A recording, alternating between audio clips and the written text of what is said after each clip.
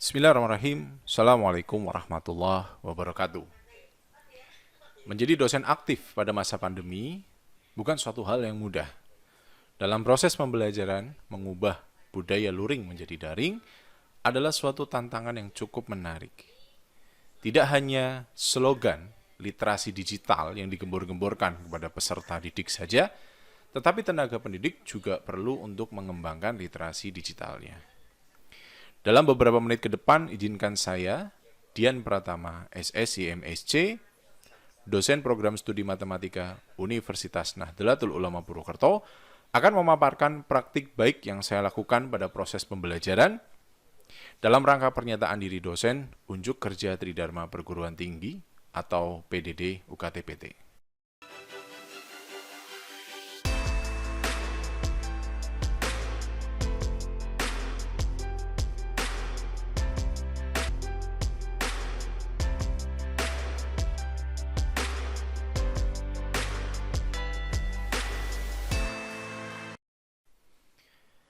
Secara garis besar, pada bidang pengajaran yang saya lakukan ada 4 hal, yaitu mengenai RPS-nya, kemudian ada video persiapan, lalu ada pelaksanaan perkuliahan, dan yang keempat adalah karya-karya lain. Poin yang pertama yaitu mengenai RPS. Di sini saya akan memberikan video bagaimana untuk RPS dari aljabar linier. Pada masa pandemi ini, RPS yang digunakan adalah RPS daring ya. Sehingga RPS yang telah saya siapkan adalah RPS daring untuk aljabar linier. Silakan untuk menyimak pembahasan dari RPS aljabar linier. RPS yang akan saya jelaskan kali ini mengenai RPS aljabar linier dengan kode STM 1234-3SKS dengan 3 teori dan 0 praktek. Secara umum, mata kuliah aljabar linier ini adalah mata kuliah wajib yang diadakan pada semester gasal dan ditujukan untuk mahasiswa program studi matematika. Seperti yang sudah saya jelaskan sebelumnya bahwa karakteristik dari mata kuliah aljabar linier ini merupakan mata kuliah wajib ya yang diambil pada semester 3 atau ganjil. Dengan fokusnya adalah pada teknik-teknik perhitungan mengenai SPL, kemudian ada vektor, kemudian ada matrik, dan kemudian yang terakhir adalah memberikan gambaran mengenai ruang vektor. Sedangkan capaian pembelajaran mata kuliah itu terdapat 5. Yang pertama adalah kemampuan umum pertama, yaitu menerapkan pemikiran logis, sistematis, kritis, dan inovatif dalam konteks pengembangan iptek yang memperhatikan dan menerapkan nilai matematis yang sesuai dengan bidangnya. Lalu kemampuan umum kedua, menyelesaikan permasalahan di berbagai bidang yang umum dengan memanfaatkan konsep matematis, menggunakan data yang valid dan menghasilkan model pemecahan yang sesuai. Lalu kemampuan umum 4, mengkaji implikasi pengembangan atau implementasi ilmu pengetahuan teknologi yang memperhatikan dan menerapkan nilai humaniora serta dengan keahliannya berdasarkan kaidah, tata cara, dan etika ilmiah dalam rangka menghasilkan solusi, gagasan, desain, atau kritik seni. Selanjutnya adalah kemampuan khusus. Kemampuan khusus 1, mempunyai kemampuan melakukan eksplorasi abstraksi, generalisasi, dan analisis terhadap suatu permasalahan yang bersifat general melalui pendekatan matematis secara keilmuan. Dan capaian pembelajaran mata kuliah yang terakhir yaitu pengetahuan adalah menguasai konsep dasar dari bidang matematika meliputi aljabar, logika, geometri, analisis, diferensial, peluang, statistika, dan komputasi. Sedangkan untuk sub capaian pembelajaran mata kuliah ada 5. Yang pertama adalah memahami menguasai sistem persamaan linier, lalu yang kedua ada matriks dan operasinya, kemudian ada determinan. Lalu yang keempat adalah menjelaskan vektor di ruang 2, 3, dan N.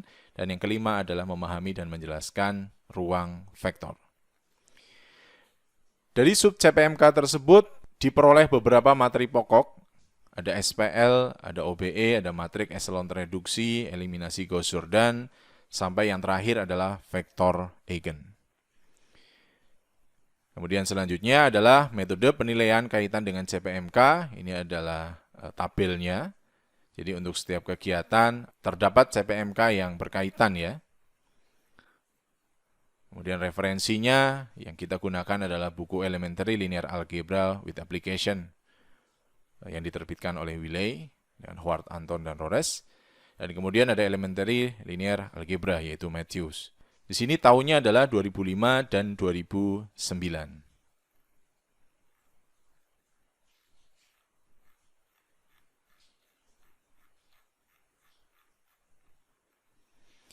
Sebagai gambaran, yang akan nanti dijelaskan adalah pertemuan ke-11. Dengan sub CPMK memahami dan menjelaskan ruang vektor. Yang pertama yaitu mahasiswa mampu memahami dengan tepat konsep ruang vektor, meliputi ada definisi, kemudian ada contoh, ada operasi, serta konsep dari sub ruang dari ruang vektor. Materi pokok yang akan diajarkan ada 4, yaitu ruang vektor, kemudian aksioma-aksiomanya, ada operasi aljabarnya, dan sub ruang. Kegiatan ini akan dilangsungkan sinkronus virtualnya, yaitu menggunakan Google Meet ya. Lalu terdapat 2 kegiatan asinkronus. Yang pertama adalah yaitu menyimak video, kemudian berdiskusi. Dengan estimasi waktu pembelajarannya adalah 90 menit. Kemudian ada tugas, yaitu membuktikan suatu himpunan sebagai ruang vektor dan sub ruang vektor. Dan indikator penilaiannya adalah ketepatan dalam membuktikan tiap aksioma minimal 80%. Dan bobot pada pertemuan ini adalah 10%. Dan ini adalah referensi yang saya gunakan, yaitu Pustaka Utama yang pertama, bab ke-6, halaman 187. Pada tahun 2021, tepatnya bulan September, UNU Purwokerto mengkonversi RPS-nya menjadi RPS blended. Perubahannya bukan terletak pada isinya, hanya pada formatnya. Nah, di sini saya juga melampirkan untuk RPS blended-nya dengan tabel, yaitu minggu kemudian ada kemampuan akhir tiap tahapan belajar atau sub CPMK. Lalu di sini ada penilaian, ada indikator penilaian dan kriteria dan teknik penilaian. Sedangkan yang kolom berikutnya adalah pembelajaran luring dan daring. Jadi kalau misalkan luring adalah di kolom 5, kalau daring di kolom 6. Dan yang ketujuh adalah materi pembelajaran, dan yang kedelapan adalah bobot penilaian. Perbedaan lainnya adalah tidak menganggap UTS itu sebagai pertemuan. Jadi UTS itu adalah sendiri tanpa ada pertemuan, sehingga pertemuan ke-11 di daring tadi di sini menjadi pertemuan ke-10. Jadi hampir sama, yaitu sub CPMK-nya memahami menjelaskan ruang vektor. Ini adalah indikatornya, lalu ada kriterianya. Ini apabila dilakukan secara luring, dan ini apabila dilakukan secara daring. Jadi perbedaannya hanya di formatnya saja. Pada pembelajaran kali ini, saya menggunakan konsep DIRA, yaitu delivery, kemudian interactive, kemudian repetition, dan yang keempat adalah assessment. Metode ini saya gunakan dengan alasan karena ini daring, sehingga perlu adanya repetition. Apabila ini dalam keadaan luring, mungkin saya bisa mengetahui bagaimana mahasiswa memahami atau tidak. Akan tetapi, karena pembelajaran ini dilakukan secara daring, maka saya menambahkan ada metode repetition, di mana repetitionnya adalah saya menambahkan ada video pembelajaran yang saya upload di YouTube. Setelah dokumen RPS dipersiapkan, pada kali ini saya akan memberikan beberapa langkah, yaitu yang pertama adalah persiapan di Learning Management System-nya. Nah, kebetulan UNU Purwokerto sudah mempunyai LMS sendiri dengan berbasisnya adalah Moodle, dengan websitenya adalah sinau.unupurwokerto.ac.id, di mana selain dari LMS ini juga akan saya berikan video mengenai kontrak pembelajaran, atau bisa dikatakan video awal yang berisikan deskripsi mata kuliah, kontrak pembelajaran, dan kontrak penilaian. Berikut ini adalah persiapan yang saya lakukan ketika ada di Learning Management System-nya. Ya, kebetulan untuk UNU Purwokerto sendiri sudah mempunyai Learning Management System dengan judulnya adalah Sinau ya. Websitenya adalah sinau.unupurwokerto.ac.id. Di sini salah satu yang saya kembangkan adalah mata kuliah linear algebra. Ya. Saya siapkan yang pertama adalah salam pembukanya terlebih dahulu. Kemudian ada deskripsi mata kuliah. Kemudian ada video untuk membantu memahami mata kuliah tersebut. Di mana isinya ada beberapa topik ya. Di sini yang topik pertama adalah sistem persamaan linear. Kemudian ada matriks, lalu ada determinan, lalu diselingi dengan ujian tengah semester, lalu ada vektor R pangkat N dan ruang vektor, dan yang terakhir adalah ujian akhir semester.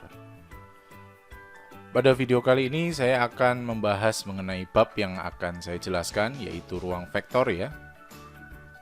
Di sini ada pertemuan ke-11, diselenggarakan pada 18 November 2021.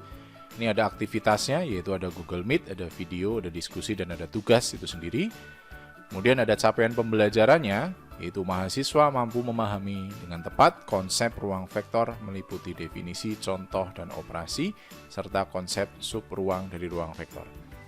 Adapun kegiatannya, yang pertama adalah sinkronus, berupa Google Meet, kemudian ada beberapa video tambahan, kemudian kita melaksanakan diskusi, dan ada soal. Nah, di sini ada yang namanya absen ya. Jadi absen saya letakkan di belakang karena mahasiswa menyelesaikan kegiatan terlebih dahulu baru dia bisa absen. Video selanjutnya adalah mengenai video deskripsi mata kuliah yang berisikan mengenai kontrak pembelajaran, cara belajar, dan sedikit motivasi dalam melaksanakan perkuliahan. Bismillahirrahmanirrahim. Assalamualaikum warahmatullahi wabarakatuh. Selamat pagi, siang, sore, atau malam, kapanpun kalian melihat video ini. Selamat datang di program pembelajaran jarak jauh. Sebelumnya, saya perkenalkan terlebih dahulu untuk para pengampu ya.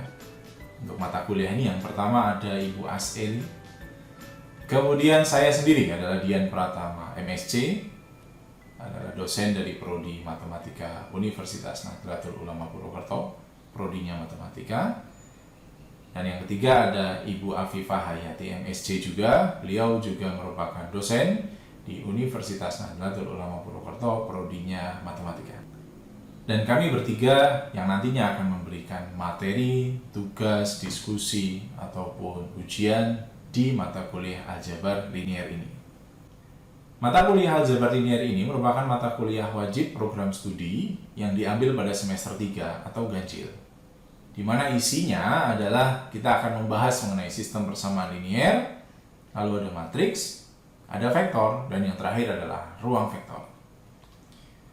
Peta kompetensi yang akan kalian hadapi ada 5 topik ya. Topik pertama yaitu mengenai sistem persamaan linear atau SPL, homogen dan non-homogen. Itu ada 3 pertemuan. Kemudian kita ngobrolin tentang matriks dan operasinya beserta sifat-sifatnya. Itu hanya 2 pertemuan ya. Lalu yang ketiga ada fungsi determinan beserta kelengkapannya, juga ada 2 pertemuan. Setelah itu kita lanjutkan dengan UTS ya. UTS-nya mungkin berupa ujian tertulis. Setelah UTS kita akan belajar mengenai vektor di ruang dimensi 2 atau 3 atau bahkan nanti N. Hanya 2 pertemuan, dan sisanya yaitu 5 pertemuan kita akan mempelajari mengenai ruang vektor secara umum. Dan di akhir dari perkuliahan ini akan diadakan ujian akhir semester UAS.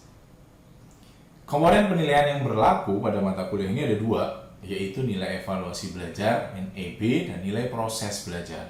Jadi kita tidak hanya menilai dari evaluasinya, dari ujian-ujiannya saja, tetapi di prosesnya juga kita nilai. Presentasinya masing-masing 50%. Dengan NEB itu kriterianya ada UTS, ada UAS, ada kuis, tugas, atau presentasi. Sedangkan untuk NPB, poinnya ada dua, ada kehadiran, ada tanggap atau keaktifan. Nah, jadi yang biasanya tidak aktif, ini poinnya 60 ya, untuk keaktifan.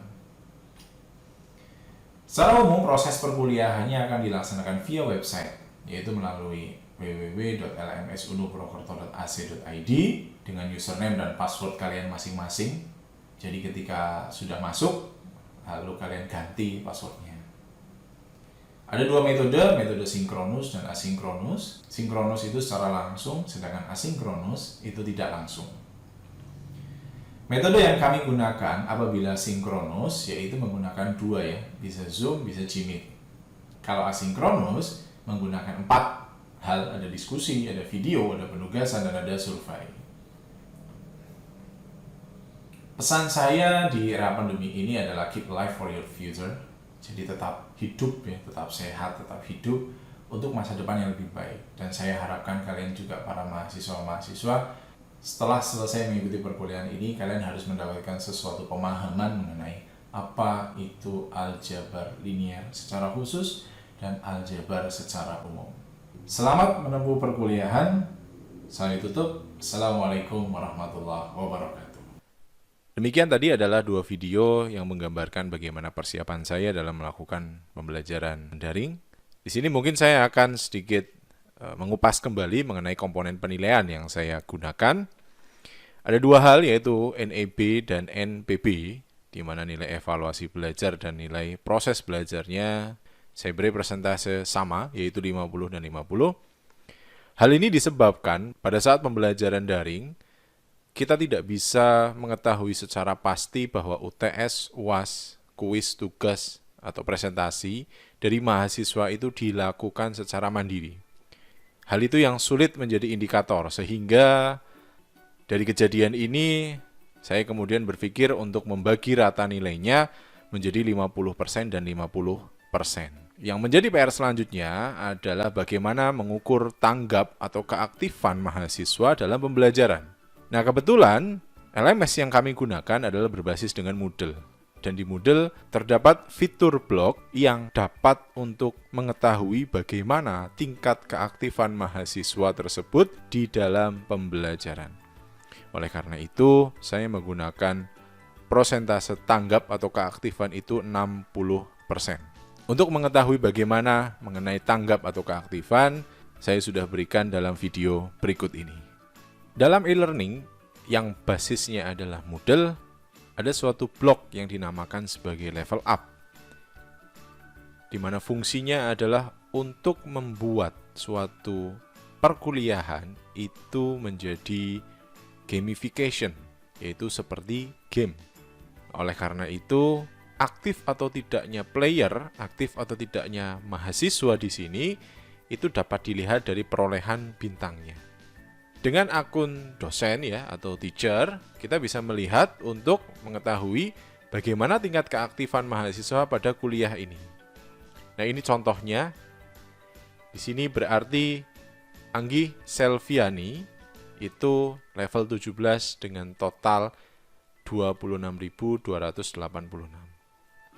Nah, di sini saya bisa membuktikan bahwa sampai di 3 sini, nah, kita akan tahu mana yang aktif dan mana yang tidak aktif. Dan nilai-nilai inilah yang menjadi dasar saya untuk menambah dalam poin penilaian. Video berikutnya adalah video mengenai pelaksanaan perkuliahan yang dilakukan secara sinkronus melalui Gmeet atau Zoom. Berikut video yang telah saya lakukan. Seperti yang sudah saya rencanakan untuk pertemuan hari ini adalah kita ingin mengadakan refleksi ya. Jadi refleksi ini sifatnya tidak wajib, tetapi bisa diikuti. Untuk perkuliahan pertemuan ke-11, kalau tidak salah sudah diberikan beberapa kegiatan di LMS ya. Ada diskusi, kemudian ada video. Apakah terlihat layar kosong? Lihat ya. Terlihat, Pak. Oke. Kita pelan-pelan saja ya, kita coba ya. Bagaimana yang namanya ruang vektor. Kalau saya punya suatu vektor, gini aja. Ya, menurut kalian gimana? Antara ruang vektor dan vektor. Sepintas saja.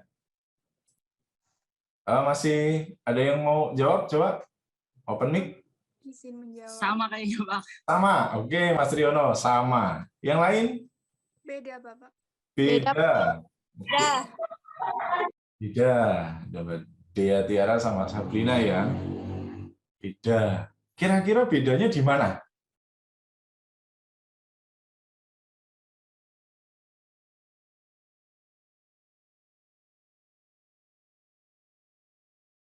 Gitu.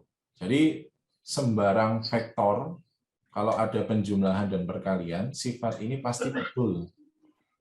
Sifat ini pasti betul. Maka sifat ini dinamakan sebagai aksioma. Ya, aksioma. Dan ini aksioma yang khusus hanya dipunyai oleh vektor.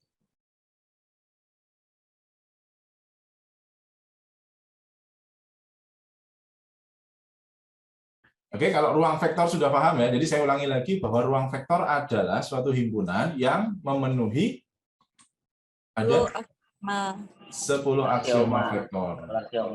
10 aksioma vektor. Dan itu harus betul semua. Dengan satu lagi, dengan harus punya ini ya, definisi operasi penjumlahan sama perkalian dengan skalar. Itu ya, dengan definisi itu ada. Maka itu dinamakan ruang vektor. Oke, dan yang bagian terakhir saya buatkan seperti ini saja. Jadi kita hanya sekilas saja. Nanti kalau kalian masih ada yang perlu didiskusikan, nanti kita ketemu lagi.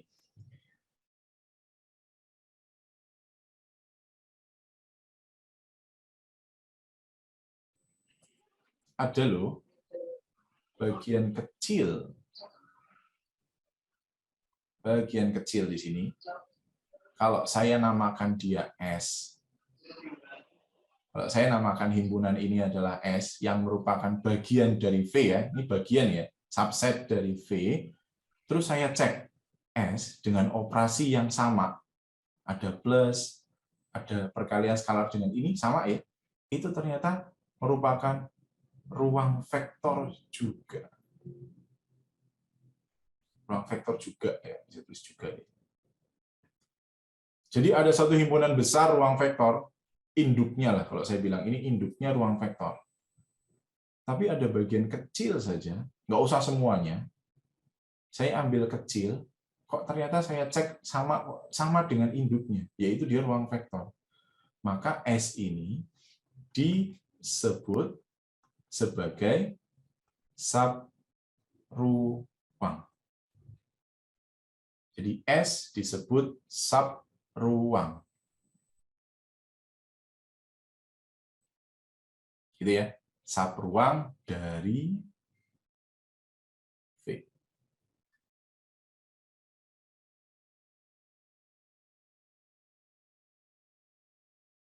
Jadi maksudnya adalah kalau kalian suruh membuktikan dia subruang atau bukan, kalian hanya ngecek dua aksioma ini, yaitu aksioma yang pertama di ruang vektor sama aksioma yang keenam di ruang vektor.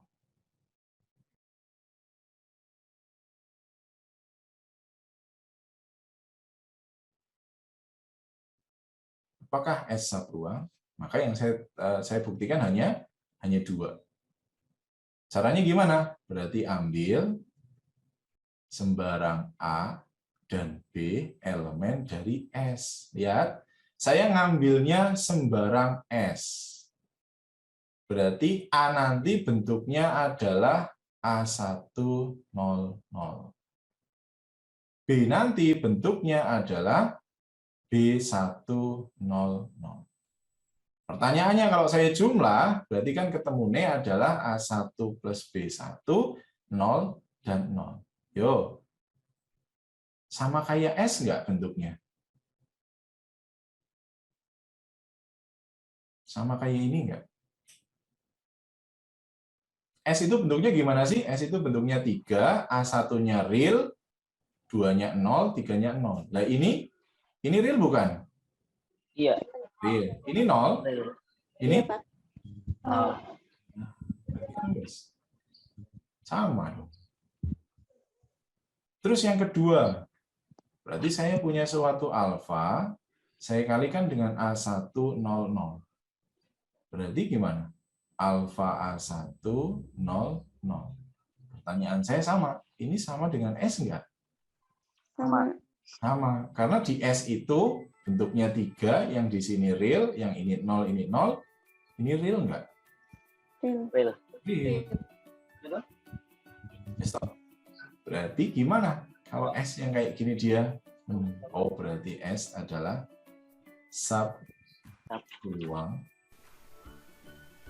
Tahap akhir dari pelaksanaan perkuliahan ini adalah mengenai aktivitas seperti diskusi, kemudian ada penugasan, assessment, yang semuanya pada saat itu saya berikan di LMS.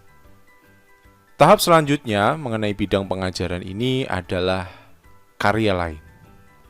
Di masa pandemi ini tidak membuat seorang dosen menjadi tidak produktif. Salah satu hal atau salah satu kegiatan yang membuat dia tetap produktif di era pandemi ini, selain dalam mengembangkan pembelajaran secara daring, yang lainnya adalah penulisan buku.